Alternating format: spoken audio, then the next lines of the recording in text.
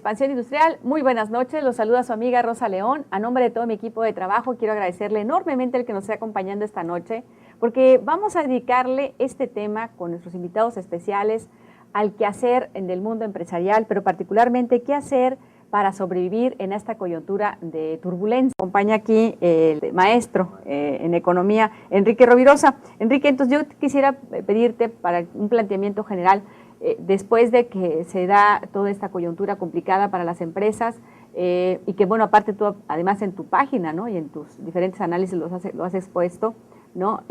Y aquí pues no pretendemos decirle a usted que deje de gastar y de que se amarre el cinturón, porque eso pues ya lo sabemos, y como dirán los doctores en economía, que la medicina va a ser amarga, ¿no?, y que por ahí hay que tomárnosla. Entonces yo quisiera dejarte los micrófonos, si te parece, para un planteamiento general de cómo está ahorita la economía, particularmente en la frontera norte. Bienvenido. Muchas gracias, Rosa. Mira, pues general, por desgracia las noticias que tenemos no son del todo favorables. La economía internacional desde hace rato ya viene presentando signos negativos que, de acuerdo a algunos analistas, empieza a mostrar signos de recuperación. Pero de acuerdo a otros, esa recuperación no está asegurada. Incluso hay quienes hablan, premios Nobel de Economía, de una posible recaída, ¿no?, para finales del año entrante o mediados del año entrante. O sea, para muchos economistas prestigiados existe el riesgo de una recaída a nivel internacional. Pero suponiendo que no lo hubiese, la economía mexicana ha sufrido un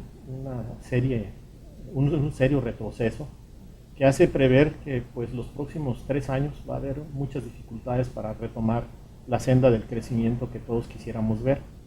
En el caso particular de México, pues ya sabemos que este año, siendo optimistas, vamos a tener un retroceso o una caída del Producto Interno Bruto de alrededor del 7%, con posibilidades de que se incremente hasta un 8%.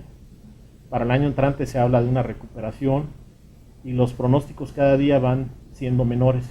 De un 3% que se hablaba inicialmente hace un par de meses, ahorita ya hay quienes consideramos que va a ser menor al 2%. Y en el caso de la economía de Baja California, pues no está exenta de lo que está pasando en el ámbito internacional, en el ámbito nacional y sobre todo en la economía de nuestros vecinos de California, donde pues tiene una de las tasas de desempleo más elevadas de su historia, alrededor del 13%, con una caída del PIB estatal de alrededor de un 3% a 4%, todavía no se saben las cifras definitivas.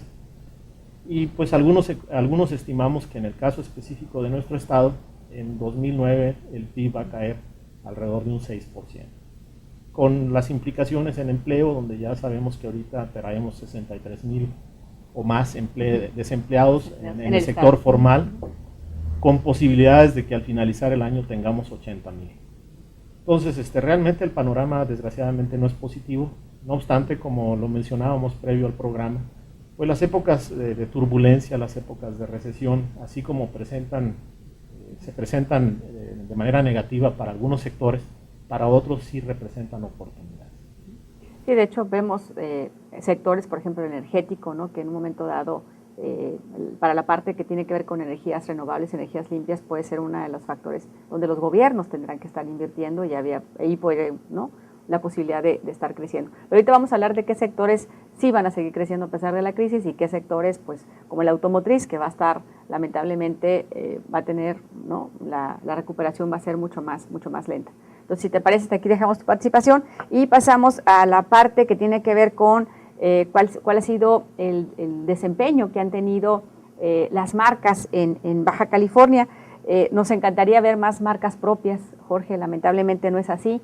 Y este tema y a este programa se lo vamos a dedicar particularmente a las pequeñas y medianas empresas que han estado luchando por mantener una marca, por sobrevivir su marca, ¿no?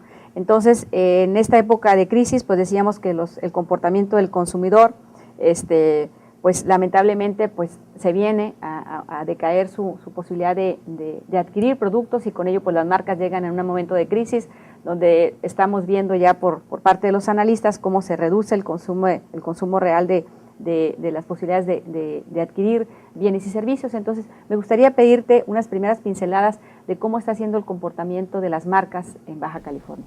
Ok, pues sí, Rosa, definitivamente yo lo dividí en dos grandes partes, ¿no? Una, el comportamiento que está teniendo el consumidor mexicano respecto a cómo se desempeña para cumplir con sus necesidades básicas, y las empresas cómo están reaccionando al mismo respecto. Y mucho en particular con los pymes o con los MIPYMES, en este caso, que pues no cuentan necesariamente con un staff o internamente con una actividad o un área que se encargue de estar midiendo eso y requieren o proveerse información de terceros externos, ¿sí? No así las grandes empresas en donde de alguna forma ya tienen estructurado, sistematizado sus procesos de leer el mercado y sus comportamientos, sus estrategias.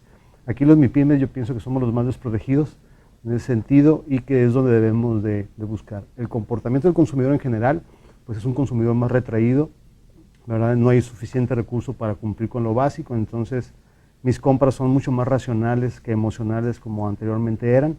Y hoy, pues a lo básico, ¿verdad? Si tengo que ir a comprar todos los días, 3 veces al día a un lugar, esa va a ser mi medida en lugar de hacer mi quincena o mi semana para ir a comprar el mandado de casa.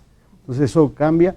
En gran medida son decisiones tomadas por el ama de casa y en ese sentido yo creo que son los que más cuidan esto y ustedes ven el comportamiento de cómo las grandes cadenas de supermercados tienen una tendencia distinta en su flujo contra las minis autoservicios que están teniendo un flujo mucho más continuo y extenso, ¿no? Entonces, sin dejar de perder y la merma de la compra, no dejan de tener una actividad distinta a la que era anterior. Entonces, el consumidor mexicano yo pienso que estamos convirtiéndonos en mucho más racionales, mucho más medidos, obvio, ¿verdad? Es obvio, y lo básico primero. Entonces, por ese lado, pues tenemos que estar nosotros llegando a la típica frase del valor agregado, pero ahora realmente con un sentido real, ¿no?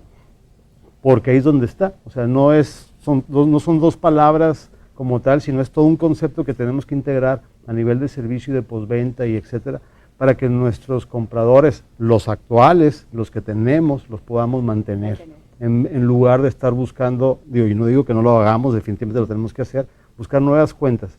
Sin embargo, el cliente debe pensar igual en el sentido de decir, bueno, tengo que mantener los que tengo bien, apapacharlos y apoyarlos y facilitarles la compra, y en la medida que pueda ir integrando nuevos, ¿no? Para no perder esa base que tengo. El MIPYME, como que te comento, siento que es el más desprotegido, se está moviendo, yo lo veo, me hablan, me preguntan, consultan y todo, de cómo, pues si tiene un poco de recurso, ahora sí cómo lo voy a hacer, porque no lo voy a meter en todos lados, porque no puedo. ¿Dónde puedo ser más eficiente? En comunicar a mi mercado lo que yo tengo, porque sí, la mayoría sabe y está consciente de que no pueden dejar de hacer ese contacto de presencia, de presencia, ¿no? El costo es muy alto el no tener presencia, ¿no?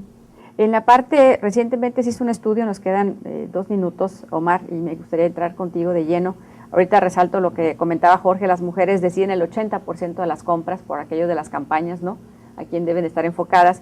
Y hay otro estudio que se hizo en Estados Unidos, lamentablemente, ahorita, digo, la parte nacional, se hacen pocos estudios en México para analizar precisamente el índice del comportamiento del consumidor, o sea, hay menos estudios comparativamente con nuestros vecinos de California. Y hay un estudio donde habla que el 90% hemos recortado nuestros gastos, el 45% dedica menos el dinero a sus compras no esenciales, el 60% disminuyó gastos en electrónica, de consumo, vacaciones, reformas en el hogar, artículos deportivos y decoración. Y el 40% adquiere productos de menor precio debido a los recortes del presupuesto.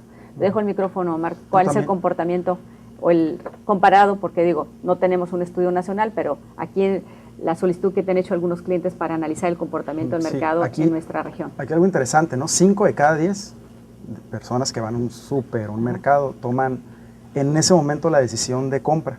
Entonces, aunado a lo que comentaba Jorge, es interesante ver también cómo esas pymes o esas medianas empresas activan esas promociones. Porque ahora, si se fijan, en todo Baja California es una guerra de promociones, ¿no? 2x1, 50% de descuento, que un tapón de aquello y te dan una hamburguesa o vas al cine, ¿no? Entonces, también es importante que esos pymes tengan en cuenta que lo más importante para ellos debe ser el consumidor, el